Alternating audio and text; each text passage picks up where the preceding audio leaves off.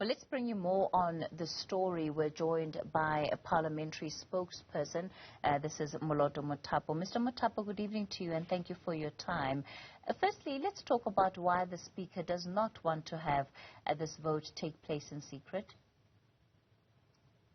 Well, the Speaker was not convinced. You will remember that the Constitutional Court, in a matter between the UDM and the Speaker of the National Assembly several years ago, did provide guidelines that the Speaker ought to follow in order to make a determination whether a motion must be conducted by way of a secret ballot or on an open ballot. And the Speaker did follow such a guideline and made a determination that the holding a motion of no confidence at this particular time by way of a secret ballot will not serve the interest of democracy, will not serve the interest of openness and as well as transparency, because it is important that the members of parliament, in terms of the conduct and the actions that they embark on in the House or as public representatives in parliament, they need to be accountable to society.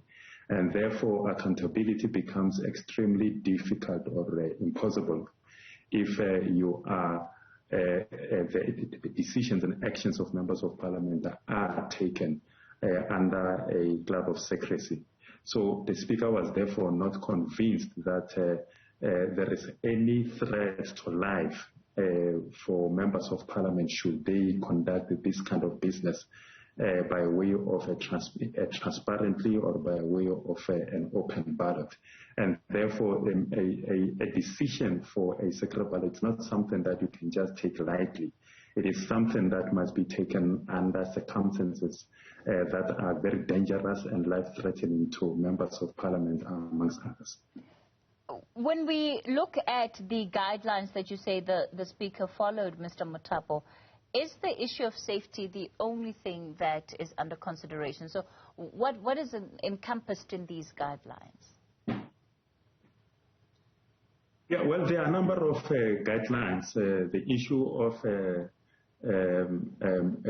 toxic environment whereby, the members of parliament as well as their families may face, some kind of violence or danger or even a threat to life if, certain people were to know how they have voted in a motion of this nature.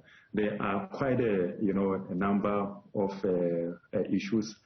For instance, as the Constitutional Court said, if environment is very toxic and it will just make it, impossible for for members of parliament to exercise their vote. So the Speaker, having considered those aspects,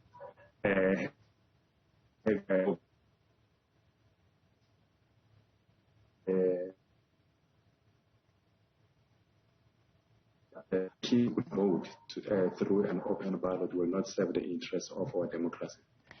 When we look at what has been said in Parliament about the state of governance, not just against the President, but against the Cabinet as well, because that will be the second vote that will take place on Wednesday, a motion of no confidence against the entire Cabinet.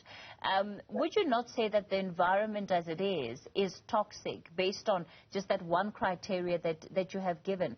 And the point that ATM is raising about the threat that members who may want to defy the party line, in line with whatever it is that their conscience may say to them in that moment of voting, that they put themselves in a precarious position where they open themselves to these kind of threats. When we look at the kind of violence that is associated with politics in this country, why would that not be a valid concern? Well, if you were to make a determination and to use this particular criterion of a wide range of, issues that needs to be considered by the Speaker, to say that there is violence, members of parliament might be killed for exercising this or the other decision during the vote, there has to be the basis for that. There has to be evidence. that shows that, the environment is such that members of parliament will be killed, or members of their families will face some kind of, danger if they were to get involved in this particular way in a motion of no confidence. But currently, there is absolutely no basis, there is absolutely no evidence to suggest that. And the Speaker did not take this decision lightly.